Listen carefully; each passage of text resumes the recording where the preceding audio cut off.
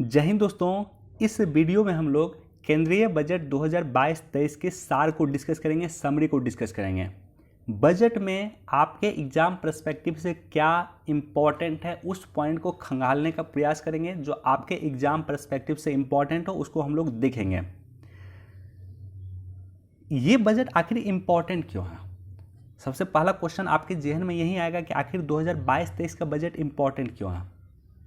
देखिए, इसका रीज़न है कि सरकार 2024 में इलेक्शन मोड में चली जाएगी। तो 2024 में इलेक्शन होगा अप्रैल मई में, तो उससे पहले का जो बजट होगा 2023 का बजट होगा। तो 2023 का जो बजट होगा यानी 2023-24 का जो बजट होगा, उस बजट में सरकार ज़्यादातर लोक लुभावन वादे करेगी। सरकार जितना भी पैसा खर्च करेगी वो ज़्यादातर कहीं ना कहीं लोक लुभावन वादे पे सरकार खर्च करेगी। तो इसलिए सरकार के पास ये लास्ट मौका था 2022-23 का बजट में। सरकार के पास ये लास्ट मौका था कि सरकार देश के विकास के लिए, देश की तरक्की के लिए, देश के दीर्घगामी सोच के लिए कुछ काम करे, कुछ स्टेप उठाए। और निश्चित तौर पे सरकार ने ये स्टेप उठाया है। ये जो वर्तमान का समय चल रहा है इसको कहा गया आज़ादी का अमृत महोत्सव। आज़ादी का अमृत महोत्सव जो है, यानी हम अपनी आज़ादी के 75वीं वर्षगांठ मना रहे हैं 2022 में। और अमृत काल क्या हुआ? अमृत काल हुआ है कि हम अपनी आज़ादी के जब 100 वर्ष कंप्लीट करेंगे 2047 में, 2047 में जब हम अपनी आज़ादी के 100 वर्ष कंप्लीट करेंगे, तो वर्तमान से लेकर के जो 25 वर्ष का समय है, 2022 से लेकर के 45 वर्ष यानी जो 25 वर्ष का समय है, इसे अमृत काल कहा गया। और ये अमृत काल में सरकार क्या क्या स्टेप उठाएगी, बेसिकली उसका एक ओवरव्यू दिया गया है इस बजट में। तो चलिए डिस्कशन स्टार्ट करते हैं। लेकिन उससे पहले हमारे चैनल पे नए हैं तो सब्सक्राइब कर दें, अपने दोस्तों के साथ, कलीग के साथ इसे शेयर कर दें। कोई क्वेश्चन पूछना चाहते हैं, कुछ सुझाव देना चाहते हैं, कमेंट सेक्शन खुला हुआ दे सकते हैं। और वीडियो को निश्चित तौर पर लाइक कर दें। साथ ही साथ मेरा आप सभी से रिक्वेस्ट है कि बजट और इकोनॉमिक सर्वे का जो ओरिजिनल PDF होगा, जो गवर्नमेंट ऑफ इंडिया जारी करेगी या कर चुकी है, उसका PDF मैं टेलीग्राम पे पोस्ट कर दूंगा। उसको आप लोग प्रिंट आउट निकाल करके पढ़िएगा। बजट और इकोनॉमिक सर्वे का ओरिजिनल डॉक्यूमेंट को पढ़ने की आवश्यकता आप सभी लोग पढ़िएगा। तो चालू वित्त वर्ष में देश की जो विकास दर है वो 9.2% है। इकोनॉमिक सर्वे में भी हमने डिस्कस किया था। चालू वित्त वर्ष मतलब क्या हुआ? 2021-22 का जो वित्त वर्ष है अभी समाप्त नहीं हुआ, तो इसमें जो है भारत का विकास दर होगा वो 9.2% होगा। ये बजट में भी चर्चा किया गया। अब ये जो अमृत महोत्सव है या अमृत काल है, इसका जिक्र प्राइम मिनिस्टर मोदी ने भी लाल किला के प्राचीर से भाषण देते वक्त 15 अगस्त 2021 को कहा था। 15 अगस्त के मौके पर प्राइम मिनिस्टर मोदी का भाषण होता है और उस भाषण में भी प्राइम मिनिस्टर मोदी ने अमृत काल पे फोकस किया था। उस भाषण का एक समरी मैंने वीडियो बनाया था, उसको टेलीग्राम चैनल पे मैं पोस्ट कर दूंगा, एक बार फिर से आप लोग देख लीजिएगा। वो इम्पॉर्टेंट था और उसी का कहीं के प्रतिरूप आपको बजट में भी झलकेगा। आखिर आने वाले 25 वर्ष में सरकार क्या करेगी, उसका बेसिकली 3 पॉइंट में यहाँ पे चर्चा किया गया बजट में। पहला ये चर्चा किया गया है कि आगामी 25 वर्ष में हम क्या करेंगे। तो पहला ये चर्चा किया गया है कि वृहद अर्थव्यवस्था स्तर के विकास पे फोकस के साथ साथ सूक्ष्म अर्थव्यवस्था स्तर के समावेशी कल्याण पे फोकस करना। इसका मतलब क्या हुआ? इसका मतलब ये हुआ कि बड़े बड़े उद्योग को भारत सरकार डेवलप करेगी। बड़े बड़े उद्योग पे हम फोकस करेंगे, उस पर हमको काम करना। लेकिन हमें छोटे उद्योग को भी भूलने की आवश्यकता नहीं है। छोटा उद्योग मतलब MSME को भी भूलने की आवश्यकता नहीं है। हम MSME को भी डेवलप करेंगे। आवश्यकता क्यों है MSME को डेवलप करते वक्त करने का? आत्मनिर्भर भारत जो योजना आया था उसमें भी MSME को फोकस करते हुए अलग से योजनाएं लाई गई थी, अलग से पैसा आवंटित किया गया था। आवश्यकता MSME को डेवलप करने के लिए इसलिए है क्योंकि हमारे देश का 92% उद्योग जो है वो MSME उद्योग है। यानी हमारे देश में अगर 100 उद्योग है तो उसमें 92 उद्योग MSME के तहत आता है। इसलिए अगर हमें उद्योग को डेवलप करना है, हमें अपने देश को डेवलप करना है, हमें अपने भारत का विकास करना है, तो MSME के योगदान को भूल नहीं सकते। और बिना MSME को डेवलप किए हुए भारत अपने आप को डेवलप नहीं कर सकता है, इस बात को स्पष्ट तौर पे बजट में इंडिकेट किया गया है, इसलिए आपके एग्जाम पर्सपेक्टिव से एमएसएमई एक बार फिर से काफ़ी इंपॉर्टेंट हो गया। दूसरा पॉइंट है कि आने वाले 25 वर्ष में सरकार क्या करेगी। दूसरा ये है डिजिटल अर्थव्यवस्था। अब अर्थव्यवस्था हमारी डिजिटल हो रही है, तो डिजिटल अर्थव्यवस्था को सरकार फोकस करेगी। फिनटेक को सरकार फोकस करेगी। फिनटेक क्या होता है? FINTECH। वैसा टेक्नोलॉजी जिसमें फिनांस हो, यानी फिनांस और टेक्नोलॉजी जब मिल जाता है तो उसे फिनटेक कहा गया। पेटीएम एक फिनटेक कंपनी है क्योंकि वहाँ फिनांस भी है और टेक्नोलॉजी भी है। फ़ोन पे एक फिनटेक है क्योंकि फिनांस भी है और टेक्नोलॉजी भी है। तो सरकार डिजिटल अर्थव्यवस्था एवं फिनटेक और साथ ही साथ प्रौद्योगिकी आधारित विकास यानी टेक्नोलॉजी आधारित विकास, ऊर्जा संबंधी बदलाव और जलवायु कार्यवाही को बढ़ावा देना या उसको रोकना, इसके लिए बेसिकली सरकार फोकस करेगी। अब ये देखिए, ये जो लास्ट 2 पॉइंट है, जलवायु कार्यवाही को लेकर के सरकार के स्टेप और ऊर्जा संबंधी बदलाव, ये दोनों पॉइंट आप याद कीजिए। प्राइम मिनिस्टर मोदी का जो भाषण हुआ था ग्लासगो समिट में, COP26 ग्लासगो समिट, ब्रिटेन में प्राइम मिनिस्टर मोदी ने जो भाषण देते वक्त चर्चा किया था पंचामृत का, उस पंचामृत को रेगुलेट करने के लिए या उस पंचामृत को धरातल पे उतारने के लिए बजट में स्पेशल प्रोविजन किया गया। तीसरा है कि निजी निवेश के शुरू होने वाले लाभप्रद आर्थिक चक्र पे भरोसा करना और इसके साथ साथ सार्वजनिक पूंजीगत निवेश पे बल, निजी निवेश जुटाने में मदद करना। अब देखिए यहाँ पे एक टर्म आता है पूंजीगत निवेश। पूंजीगत निवेश 2 टर्म लगातार चर्चा में रहता, मैंने कहा भी था इकोनॉमिक सर्वे के डिस्कशन करते वक्त कि एक तो होता है राजस्व व्यय या राजस्व निवेश और दूसरा होता है पूंजीगत निवेश।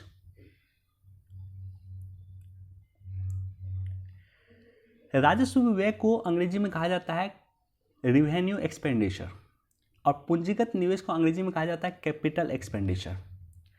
राजस्व व्यय मतलब क्या होता है? राजस्व व्यय मतलब ये होता है कि अगर सरकार पैसा खर्च करती है किसी पर्टिकुलर चीज़ पे तो सरकार को वहाँ से रिटर्न प्राप्ति नहीं होगा।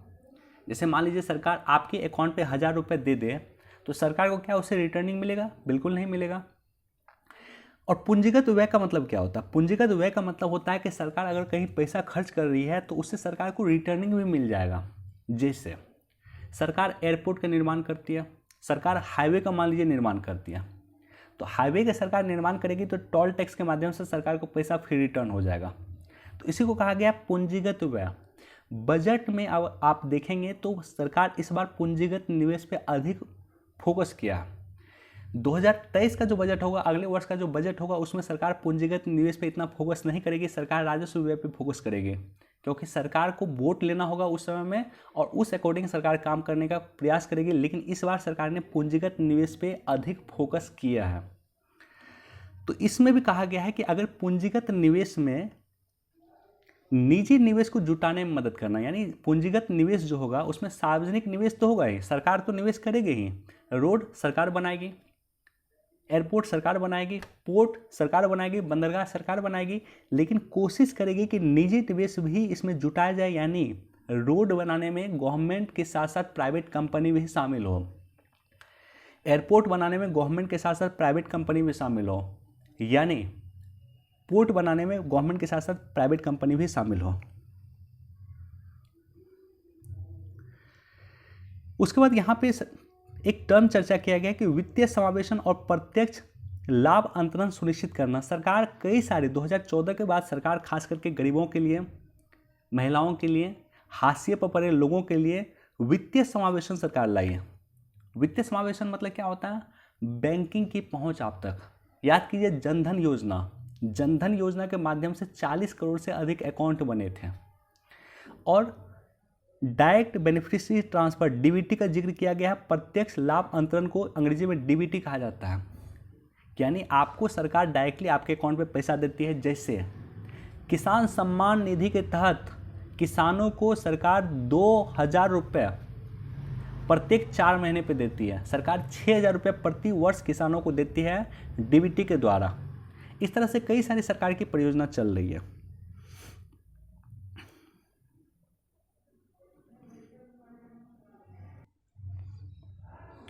ओके, आत्मनिर्भर भारत, सरकार आत्मनिर्भर भारत योजना लेकर आई थी। अच्छा खासा सरकार ने इन्वेस्टमेंट किया था। हमें अपने आप को आत्मनिर्भर करना है, हमें मैन्युफैक्चरिंग सेक्टर में आत्मनिर्भर करना, हमें चाइना पे निर्भर नहीं होना। आत्मनिर्भर भारत के दौरान सरकार ने एक योजना सरकार लेकर आई थी जिसका नाम था PLI योजना, प्रोडक्शन लिंक इंसेंटिव, उत्पादन आधारित प्रोत्साहन। ये योजना लेकर आई थी। आखिर इस योजना में क्या है? इस योजना में सिंपल मतलब ये है कि जितना आप प्रोडक्शन कीजिएगा, जैसे मान लीजिए आप स्टील की कंपनी में 100 यूनिट प्रोडक्शन कर रहे थे, 100 की जगह आप 200 यूनिट कीजिए, 200 की जगह आप 300 यूनिट कीजिए। तो जितना अधिक यूनिट आप प्रोडक्शन कीजिएगा उतना अधिक आपको इंसेंटिव मिलेगा। इसी को कहा गया प्रोडक्शन लिंक इंसेंटिव। और फिलहाल सरकार 14 सेक्टर में प्रोडक्शन लिंक इंसेंटिव सरकार दे रही है। तो बजट में वित्त मंत्री का कहना था कि इससे 60 लाख नए रोजगार सृजन होगा।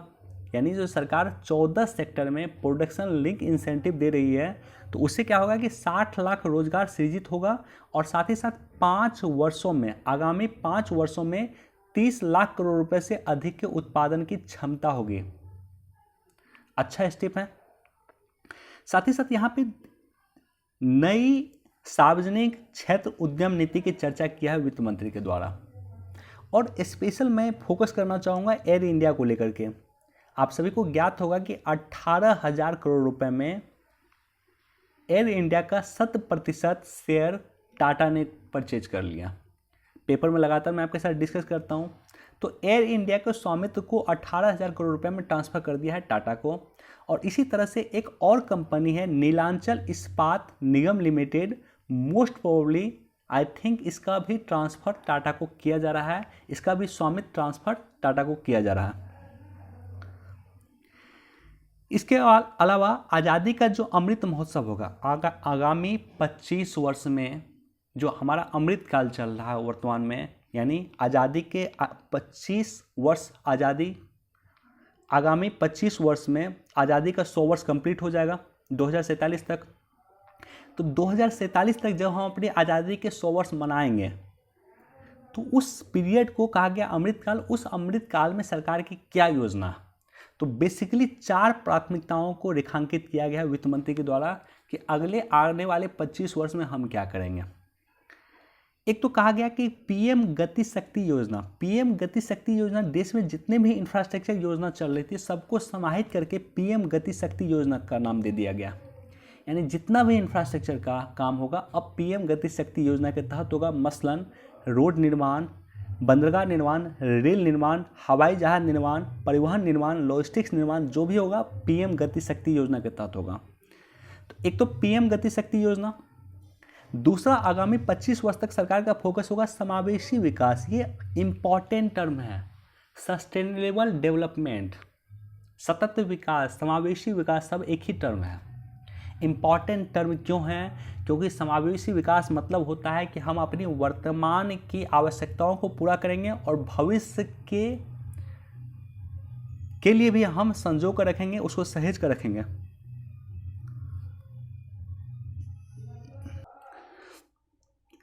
तो आने वाली पीढ़ी की आवश्यकताओं को से कॉम्प्रोमाइज किए बगैर, समझौता किए बगैर वर्तमान की आवश्यकताओं को पूरा करना ही समावेशी विकास कहलाता है, सस्टेनेबल डेवलपमेंट कहलाता है, सतत विकास कहलाता है।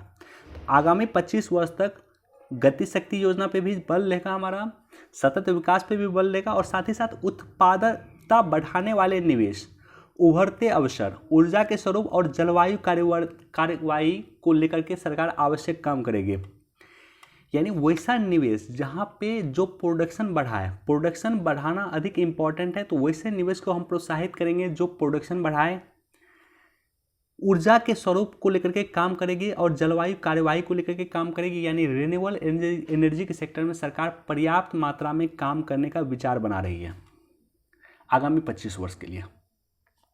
निवेश का वित्त पोषण करना, निवेश बढ़ाना, इन्वेस्टमेंट बढ़ाना। जब तक हम इन्वेस्टमेंट नहीं बढ़ाएंगे हमारा इकोनॉमी सर्कुलेट नहीं करेगा। जितना अधिक से अधिक इन्वेस्टमेंट होगा उतना अधिक से अधिक प्रोडक्शन होगा, जितना अधिक से अधिक प्रोडक्शन होगा उतना अधिक से अधिक रोजगार क्रिएट होगा, लोगों के पास बचत होगा, लोगों के पास पैसा होगा तो फिर निवेश होगा। तो इकोनॉमिक साइकिल मूव करने के लिए आवश्यकता है कि हमें निवेश को बढ़ावा देने की ज़रूरत है। तो ये चारों ही स्टेप जो है आगामी 25 वर्ष के लिए सरकार के द्वारा बताया गया है कि सरकार ये काम करेगी। वित्त मंत्री ने पीएम गति शक्ति के बारे में विस्तार से बताते हुए यह कहा कि यह आर्थिक विकास, सतत विकास के लिए एक रूपांतरकारी दृष्टिकोण है और इसके लिए उन्होंने 7 इंजन का प्रयोग किया। पीएम गति शक्ति को बेसिकली 7 पार्ट में भाग दिया गया है और इसी 7 भाग में जो पीएम गति शक्ति को बांटा गया है इसी को कहा गया 7 इंजन। 7 इंजन कौन है? रेलवे, सड़क, हवाई अड्डा, बंदरगाह, जन परिवहन, जलमार्ग, लॉजिस्टिक्स, ये 7 पार्ट। यानी जो पीएम गति शक्ति योजना के हम डिस्कस कर रहे थे उसके तहत ये 7 ही चीज़ों को डेवलप किया जाएगा। आगामी 25 वर्ष तक हम रेलवे को डेवलप करेंगे, रोड को डेवलप करेंगे, एयरपोर्ट को डेवलप करेंगे, बंदरगाह को डेवलप करेंगे, जन परिवहन को डेवलप करेंगे, राजमार्ग को डेवलप करेंगे, लॉजिस्टिक्स को डेवलप करेंगे। अच्छा, ये सभी के सभी एग्जाम पर्सपेक्टिव से इंपॉर्टेंट है और खास करके लॉजिस्टिक्स सेक्टर, क्योंकि लॉजिस्टिक्स सेक्टर में क्या होता है कि भारत का लॉजिस्टिक्स अगर खर्च आप देखेंगे तो लगभग 14% के आसपास भारत का लॉजिस्टिक्स खर्च है। एडिटोरियल में हमने कई बार डिस्कस किया है, इसको सेपरेट वीडियो में हमने डिस्कस किया।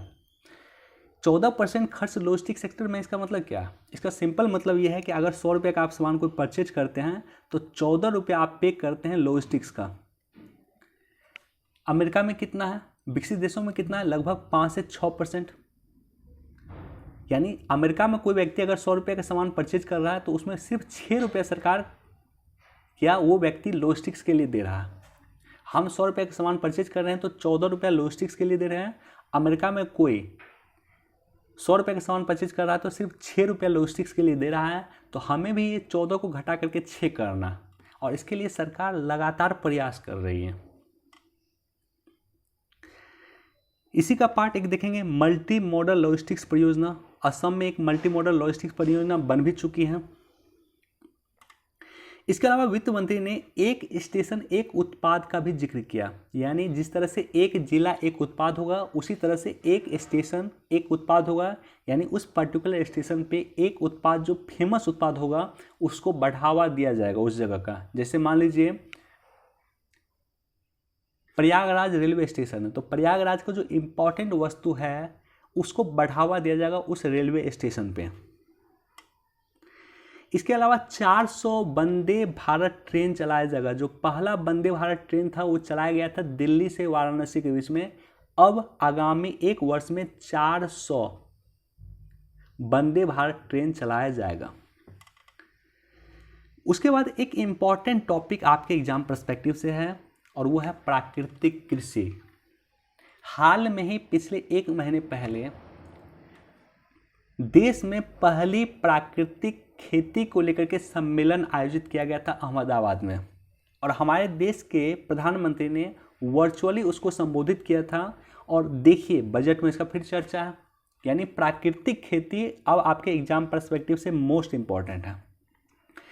इसमें क्या स्टेप उठाया गया? इसमें स्टेप उठाया गया है कि रासायनिक मुक्त यानी प्राकृतिक खेती को बढ़ावा दिया जाएगा और इसके पहले चरण में गंगा नदी के किनारे 5 किलोमीटर के चौड़े कॉरिडोर का निर्माण किया जाएगा।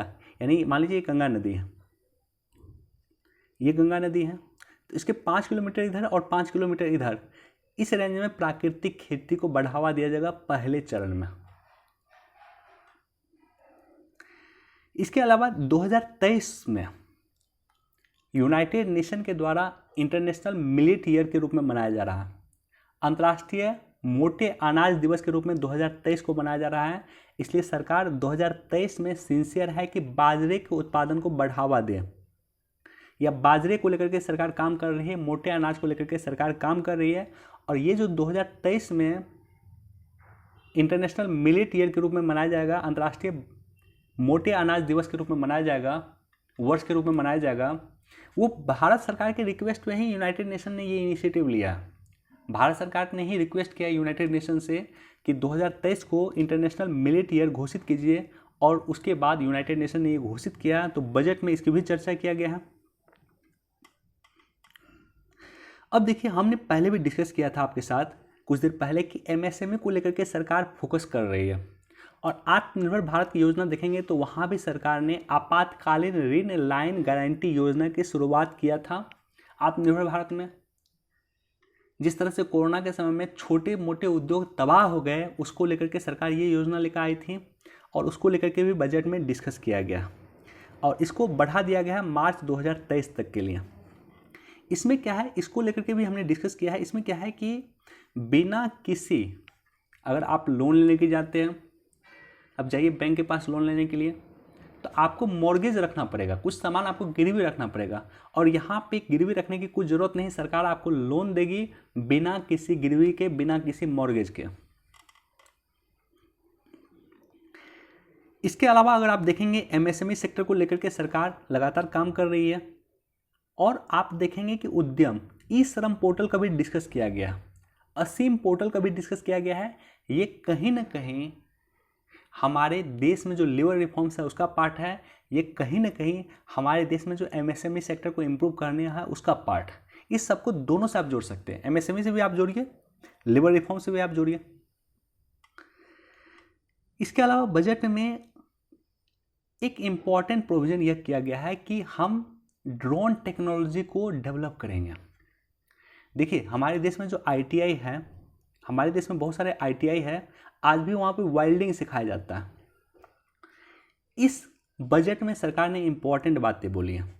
सरकार ने कहा है कि जो आईटीआई है वहाँ पे वेल्डिंग सिखाया जाता है, छोटे मोटे चीज़ें सिखाई जाती है जो अप्रासंगिक नहीं है। तो अब आईटीआई हम क्या सिखाएंगे, आईटीआई में बच्चों को हम ड्रोन टेक्नोलॉजी सिखाएंगे, ड्रोन का यूज सिखाएंगे, ताकि ड्रोन का यूज करना सीख सके बच्चे। और ड्रोन के यूज के माध्यम से क्या हो सकता है, हमने देखा है कि किस तरह से तेलंगाना में दवाई को ड्रोन के माध्यम से पहुंचाया जा रहा है घर घर। हमने देखा है कि किस तरह से एग्रीकल्चर सेक्टर में ड्रोन का इस्तेमाल किया जा सकता है, कृषि में ड्रोन का इस्तेमाल किया जा सकता है, या अन्य जगह ड्रोन का इस्तेमाल किया जा सकता है। तो आवश्यकता इस बात की है कि जितने भी आईटीआई है वहाँ पे ड्रोन का पाठ्यक्रम शामिल होगा, और बच्चों को जो आईटीआई की तैयारी करेंगे या आईटीआई करेंगे बच्चे, उन्हें ड्रोन टेक्नोलॉजी की शिक्षा दी जाएगी। पीएम ई विद्या लॉन्च किया गया है। एक कक्षा एक टीवी चैनल कार्यक्रम शुरू किया गया है। पहले 12 का चैनल थे, अब 200 चैनल हो गया। देखिए, ऑनलाइन एजुकेशन का ये दौर चल रहा है, हम लोग भी ऑनलाइन एजुकेशन कर रहे हैं, और ये दौर ऑनलाइन एजुकेशन का चल रहा है। तो ऑनलाइन एजुकेशन को बढ़ाने के लिए सरकार पर्याप्त मात्रा में प्रयास कर रही है, और इसका बजट में भी डिस्कस किया गया। कोरोना के समय में लॉकडाउन था, स्कूल कॉलेज बंद था, इसलिए सरकार ने प्रोविज़न किया कि एक डिजिटल विश्वविद्यालय का भी निर्माण किया जाएगा। और जो छोटे छोटे बच्चे हैं, क्लास 1 से लेकर के 12 तक के बच्चे हैं, उसके लिए 200 नए टीवी चैनल बनाए जाएंगे। एक कक्षा एक टीवी चैनल कार्यक्रम शुरू किया जाएगा, इसे पीएम ई विद्या के नाम से जाना जाएगा।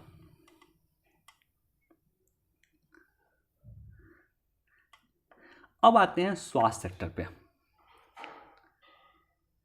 जिस तरह से आधार कार्ड होता है, उसी तरह से एक स्वास्थ्य कार्ड भी देगा, सरकार आपको देगी। उस कार्ड के माध्यम से आपके जितने भी स्वास्थ्य रिकॉर्ड है उसको एक्सेस कर सकता है। जैसे मान लीजिए आधार कार्ड है, उस तरह से स्वास्थ्य कार्ड रहेगा। आप डॉक्टर के पास जाइए, डॉक्टर वो कार्ड में जो आपका यूनिक कोड है उसको डालेगा सिस्टम में, और आपका सारा का सारा डाटा उसके पास आ जाएगा कि ये पेशेंट को कब क्या प्रॉब्लम थी, कब किस डॉक्टर से इन्होंने क्या दिखाया, इसका रिपोर्ट में कब क्या कहा गया। तो इससे क्या होगा कि डॉक्टर को आसानी से आपकी समस्याओं को कैच करने में आसानी होगी। तो उसका भी चर्चा किया गया है नेशनल डिजिटल हेल्थ इकोसिस्टम को तैयार करने के संबंध में, उसी का बेसिकली ये भाग है। नल जल योजना का भी जिक्र किया गया है बजट में।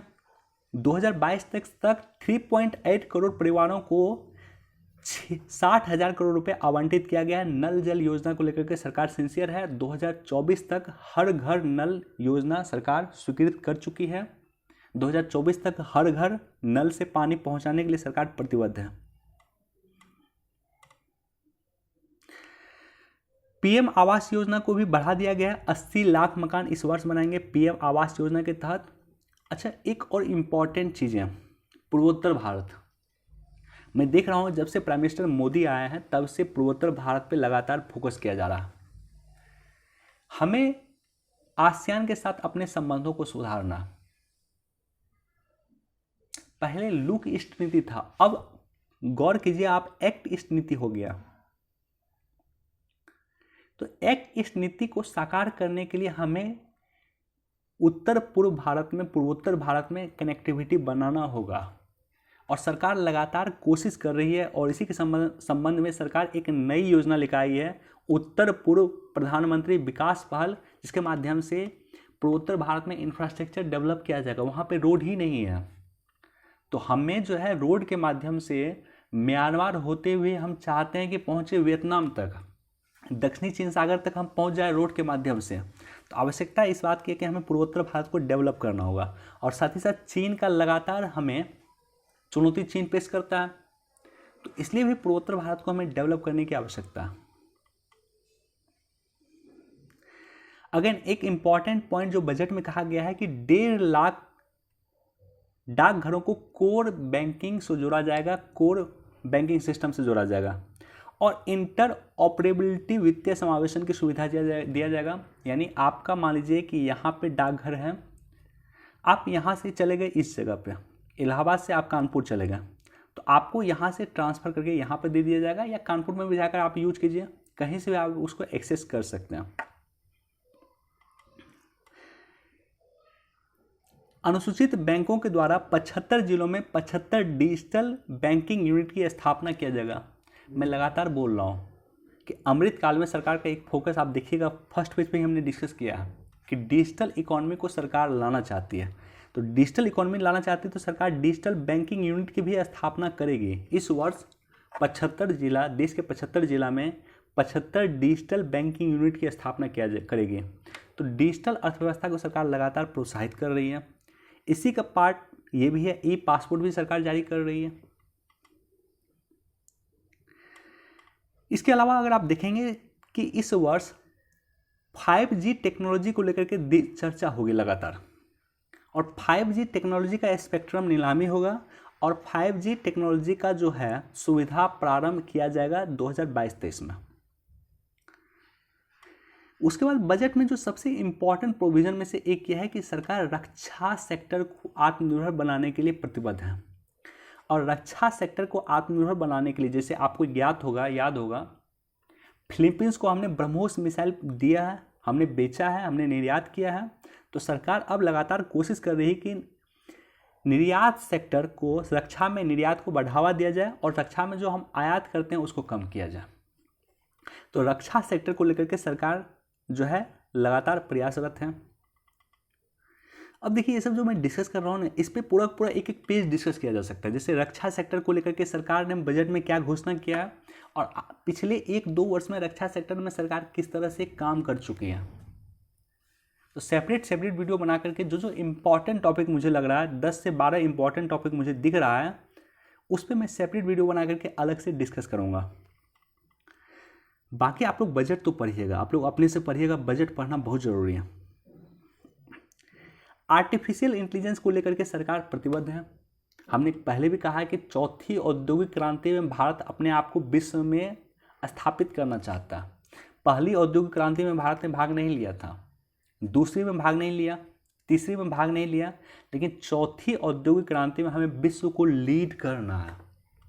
तो आवश्यकता इस बात की है कि हम आर्टिफिशियल इंटेलिजेंस पे बढ़ावा दें, ड्रोन टेक्नोलॉजी को लेकर काम करें, सेमीकंडक्टर का उत्पादन, ये भी इम्पॉर्टेंट टॉपिक है। मतलब ये सब बहुत इंपॉर्टेंट टॉपिक है। सेमीकंडक्टर को लेकर के हम ताइवान से बातचीत कर रहे हैं। विश्व में सेमीकंडक्टर का सबसे अधिक उत्पादन ताइवान के द्वारा किया जाता है और इंडिया में बहुत बड़ा प्लांट लग रहा है सेमीकंडक्टर का, और बहुत बड़ा इन्वेस्टमेंट, आई थिंक $20 अरब से अधिक का इन्वेस्टमेंट सरकार सेमीकंडक्टर पे कर रही है, चिप्स निर्माण पे कर रही है।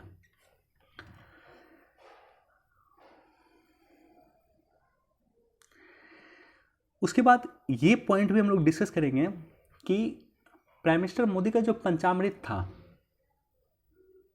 जो पंचामृत उन्होंने ग्लासगो समिट में डिस्कस किया था, जलवायु परिवर्तन को रोकने के लिए डिस्कस किया था, उसके तहत सरकार ने कहा है कि 2030 तक 280 गीगावाट का सोलर उत्पादन सरकार करेगी। इंपॉर्टेंट डाटा है, 2030 तक 280 गीगावाट का सरकार सोलर से उत्पादन करेगी, सोलर से बिजली उत्पादन करेगी। और इसके लिए 19,500 करोड़ की आवश्यकता है, जो बजट में आवंटित किया गया। देखिए यहाँ पे ये पॉइंट को हमने फर्स्ट पेज पे ही डिस्कस किया है कि पूंजीगत निवेश को बढ़ाया गया। मैंने आपको बोला था फर्स्ट पेज पे कि सरकार के पास लास्ट मौका था कि सरकार पूंजीगत व्यय पे खर्च करे, सरकार दूरगामी दृष्टिकोण को लेकर के काम करे। तो पिछले वर्ष सरकार ने जो खर्च किया था, पूंजीगत निवेश किया था या पूंजीगत व्यय पे खर्च किया था, कैपिटल एक्सपेंडिचर पे खर्च किया था, वो किया था 5.54 लाख करोड़, जो इस वर्ष 35% बढ़ा दिया गया। आप सोचिए, एक वर्ष में 35% पूंजीगत व्यय में बढ़ाया गया है और अब टोटल हो गया 7.5 लाख करोड़ रुपया सरकार पूंजीगत व्यय करेगी। इसका मतलब यह होगा कि सरकार इतना रुपये का इंफ्रास्ट्रक्चर पे खर्च करेगी, पीएम गति शक्ति योजना पे खर्च करेगी, रोड बनाने पे खर्च करेगी, रेलवे बनाने पे खर्च करेगी।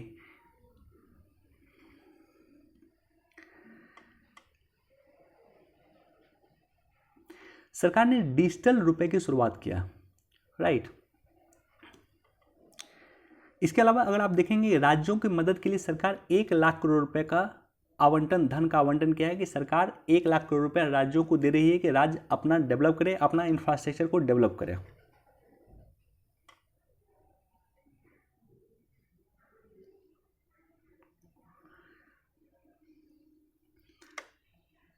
अगेन सहकारी समिति को लेकर के इस पर भी मैं सेपरेट वीडियो बनाकर डिस्कस करूंगा।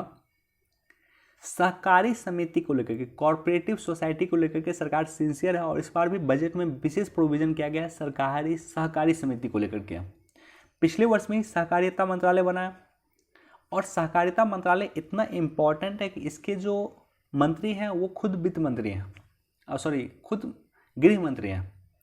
गृह मंत्री अमित शाह जी को सहकारिता मंत्रालय का प्रभार दिया गया। आप समझ सकते हैं कि इसका क्या इंपॉर्टेंस है और इसको लेकर के भी बजट में विशेष प्रोविजन किया गया।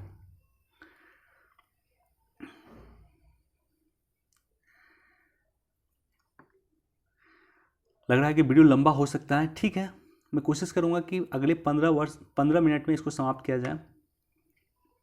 अब देखिए त्वरित मुकदमे जो है उसको लेकर के प्रोविजन किया गया है कि त्वरित किसी मुकदमे का समाधान किया जाए।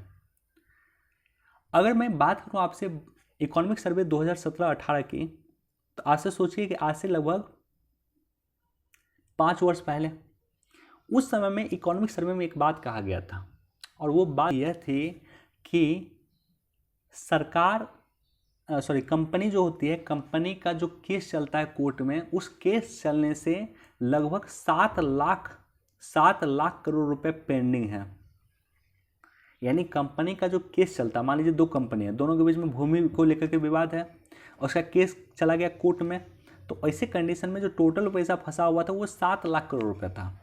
यानी ये केस का अगर समाधान हो जाए तो ये 7 लाख करोड़ रुपए भारत की इकोनॉमी में अपना कंट्रीब्यूट कर सकेगी। तो इसी को लेकर के बजट में इस बार प्रोविजन किया गया है कि त्वरित मुकदमा प्रबंधन को लेकर के काम किया जाएगा। यानी कोई भी मुकदमा होगा 2 कंपनी के बीच में तो उसका त्वरित समाधान किया जाएगा।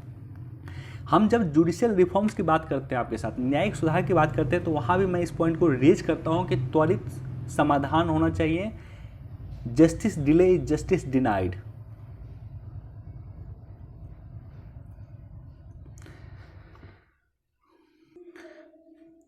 ओके, एक तो बजट का सार हमने आपके साथ डिस्कस किया और बाकी ये जो टेलीग्राम पे इसको भी मैंने पोस्ट कर दिया था। दैनिक जागरण का 3-4 पेज था जो पूरी तरह से डेडिकेटेड था बजट को लेकर के, तो इसको भी मैंने टेलीग्राम पे पोस्ट कर दिया था, इसको भी आप लोग पढ़िएगा। अब देखिए यहाँ भी वही पॉइंट है कि आगामी 25 वर्ष को लेकर के सरकार की रणनीति है कि बजट में जो सरकार काम कर रही है वो आज से 25 वर्ष में सरकार क्या करेगी, अमृतकाल में सरकार क्या करेगी, आज़ादी के जब हम 100 वर्ष मनाएंगे उस समय तक भारत कैसा होना चाहिए, उसको लेकर के रूपरेखा तय किया गया। बजट की मैं बात करूं तो टोटल 39.45 लाख करोड़ रुपए का बजट है। अभी तक का सबसे बड़ा बजट है यह।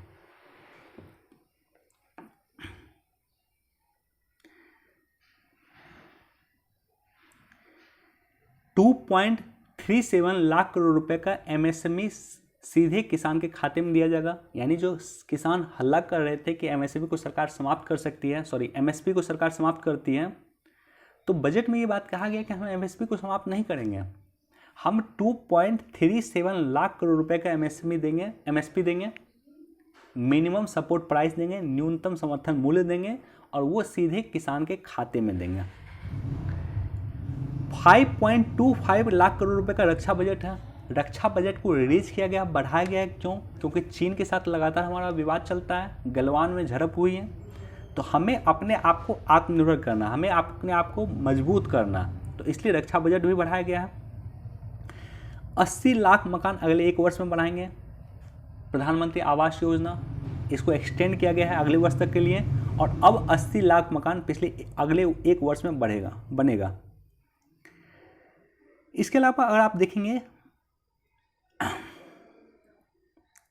शिक्षित समाज के लिए कुछ स्टेप किया गया है, जिसमें 200 नए टीवी चैनल को शुरुआत किया गया है। तो ये है जल संरक्षण को लेकर के 5 नदी जोड़ो परियोजना की शुरुआत किया गया। 5 नदी जोड़ो परियोजना की शुरुआत किया गया, और सबसे अधिक इंपॉर्टेंट है केन बेतवा नदी जोड़ो परियोजना, जो उत्तर प्रदेश और मध्य प्रदेश के बीच में विवाद था। एक नदी उत्तर प्रदेश की है और एक नदी मध्य प्रदेश की है। तो अब केन बेतवा नदी जोड़ो परियोजना को इम्प्लीमेंट किया जाएगा, और इसके साथ साथ 4 और अन्य नदी जोड़ो परियोजना की शुरुआत किया जाएगा।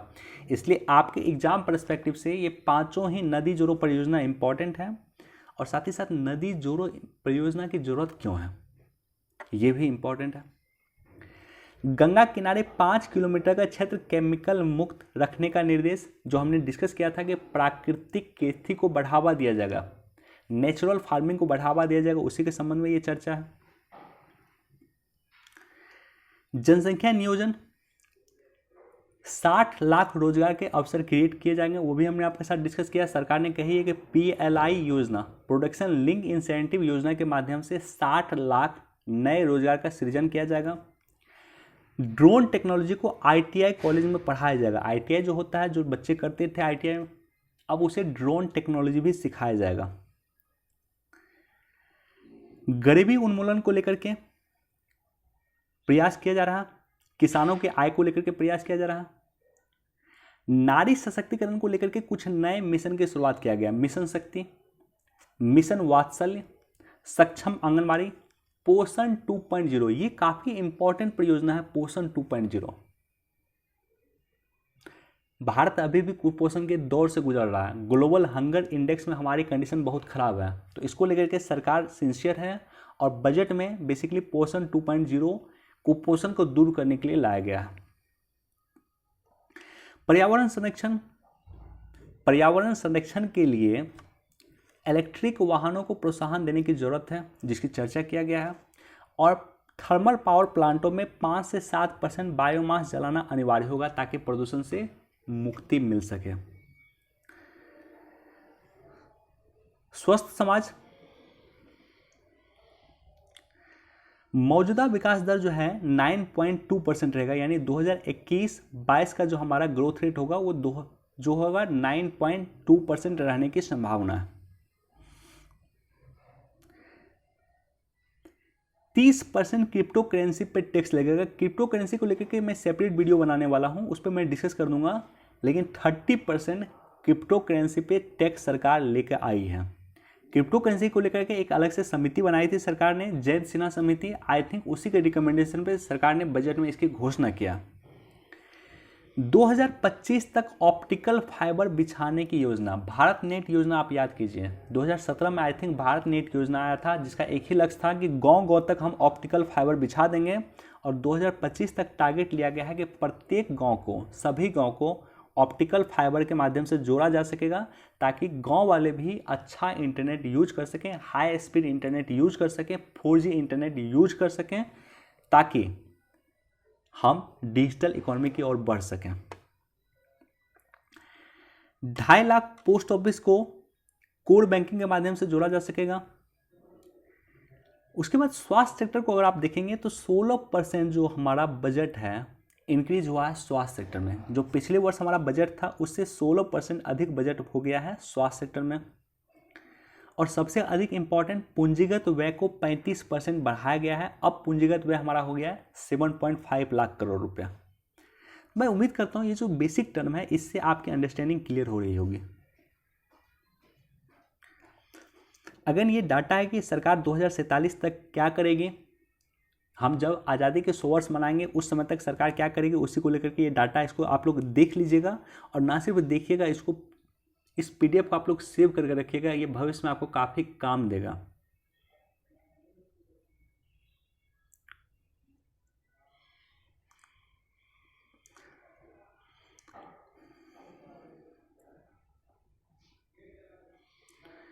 देखिए ऑलरेडी ये पूरा इंपॉर्टेंट है, ये पूरा इंपॉर्टेंट है, लेकिन हमने ऑलरेडी डिस्कस किया हुआ है इसलिए मैं डिस्कस नहीं कर रहा हूँ, लेकिन पूरा का पूरा ये इंपॉर्टेंट है।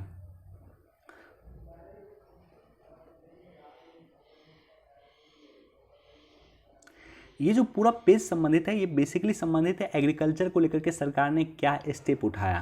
तो एग्रीकल्चर पे मैं सेपरेट वीडियो बनाऊंगा, डिस्कस कर दूंगा, लेकिन ये पूरा पेज संबंधित है बेसिकली एग्रीकल्चर सेक्टर को लेकर के सरकार क्या कर रही है।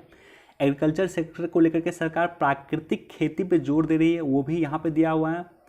PM किसान सम्मान निधि के बारे में भी यहाँ पर डिस्कस किया गया है, और साथ ही साथ सहकारिता क्षेत्र को लेकर के सरकार जो काम कर रही है वो भी कहीं ना कहीं प्राथमिक क्षेत्र से जुड़ा हुआ है, एग्रीकल्चर सेक्टर से जुड़ा हुआ है।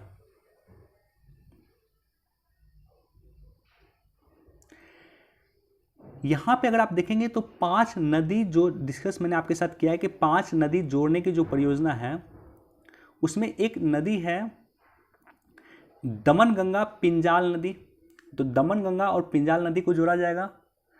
दूसरा है पार तापी और नर्मदा नदी को जोड़ा जाएगा। तीसरा है गोदावरी और कृष्णा नदी को जोड़ा जाएगा। चौथा है कृष्णा पेन्नार नदी को जोड़ा जाएगा, और पांचवा है पेन्नार कावेरी नदी को जोड़ा जाएगा। ये 5 नदी जोड़ो परियोजना है, और साथ ही साथ केन बेतवा नदी परियोजना है जिसके लिए सरकार ने 1400 करोड़ रुपए का बजट में प्रोविजन किया है। टोटल अगर आप नदी जोड़ो परियोजना को देखेंगे तो लगभग 44 हज़ार करोड़ का फंड किया गया है टोटल नदी जोड़ो परियोजना, जो 5 नदी जोड़ो परियोजना है उसको लेकर के, और सिर्फ केन बेतवा को लेकर के 1400 करोड़ रुपए का आवंटन किया गया है। तो नदी जोड़ो परियोजना फिर आपके लिए इंपॉर्टेंट है, एग्जाम पर्सपेक्टिव से काफ़ी इंपॉर्टेंट है, मेंस में कई बार पूछा गया।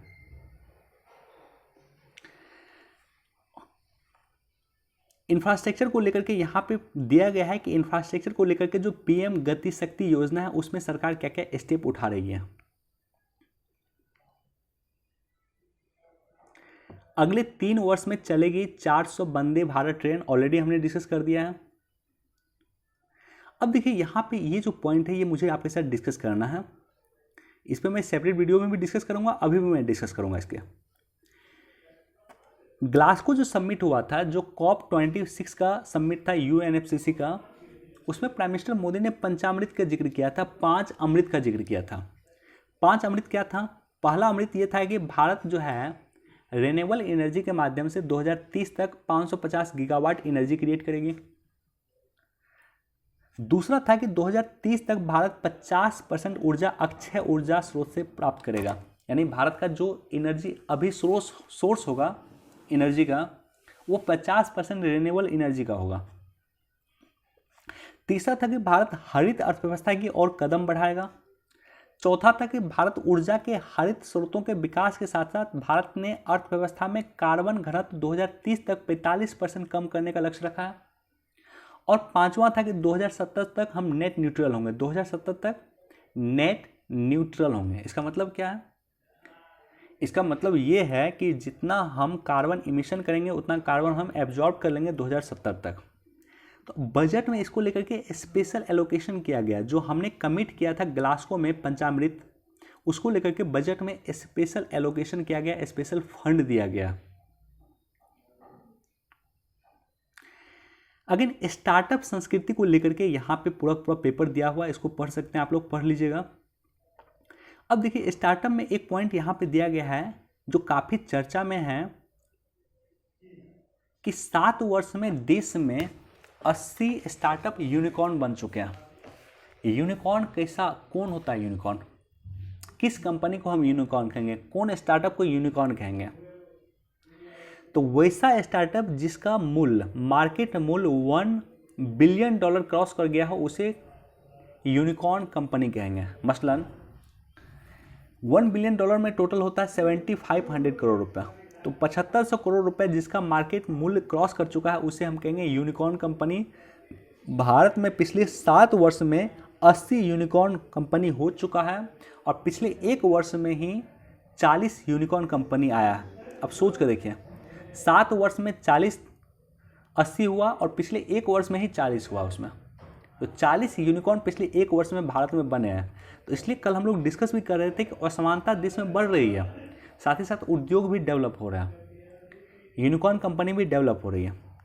अच्छा, यहाँ पे एक नया टर्म है मेरे लिए भी, एक डेकाकॉर्न कंपनी भी कहा जाता है। तो वैसा कंपनी जिसका मार्केट मूल्य 7.5 लाख करोड़ रुपए पार कर गया हो उसे डेकाकॉर्न कंपनी कहा जाता है। भारत में फिलहाल पेटीएम और बायजू जो है ये डेकाकॉर्न कंपनी है। तो स्टार्टअप बेसिक इंपॉर्टेंट क्या है कि स्टार्टअप आपके लिए एग्जाम पर्सपेक्टिव से बहुत इंपॉर्टेंट हो गया। स्टार्टअप की नीति, स्टार्टअप का डेकाकॉर्न क्या है, यूनिकॉर्न कंपनी किसे कहते हैं, ये सब जो स्टार्टअप का बेसिक पॉइंट है that is more important for you exam perspective.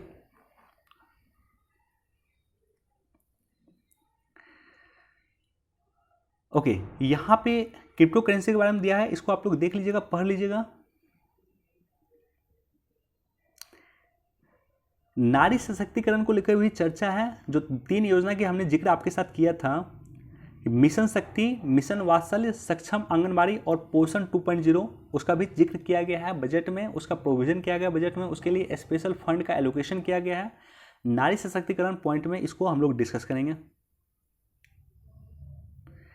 Digital university का देखिए, यहाँ पे डिजिटल यूनिवर्सिटी हमने डिस्कस किया था कि कोरोना के समय में किस तरह से कॉलेज बंद था, यूनिवर्सिटी बंद थी, तो सरकार अब डिजिटल इकोनॉमी की तरफ बढ़ रही है और साथ ही साथ डिजिटल एजुकेशन की तरफ भी बढ़ रही है। डिजिटल एजुकेशन का एक पार्ट है डिजिटल यूनिवर्सिटी।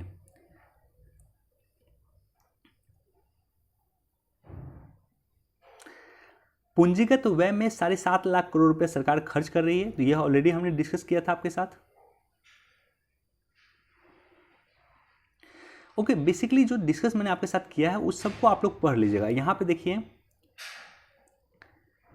2030 तक 280 गीगावाट रिन्यूएबल एनर्जी प्रोड्यूस करने का टारगेट फिक्स किया गया। तो 2030